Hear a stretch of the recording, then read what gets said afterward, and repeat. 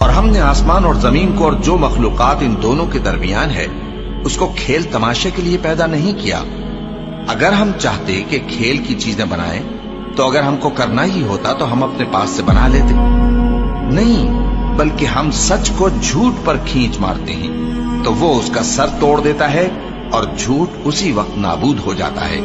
اور جو باتیں تم بناتے ہو ان سے تمہاری ہی خرابی ہے، اور جو لوگ آسمانوں میں اور جو زمین میں ہیں سب اسی کا مال ہیں، اور جو فرشتے اس کے پاس ہیں وہ اس کی عبادت سے نہ تکبر کرتے ہیں اور نہ اکتاتے ہیں، رات دن اس کی تسبیح کرتے رہتے ہیں، نہ تھکتے ہیں نہ تھمتے ہیں۔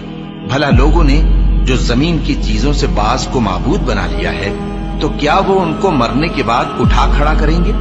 اگر آسمان اور زمین میں اللہ کے سوا اور معبود ہوتے تو زمین و آسمان درہم برہم ہو جاتے۔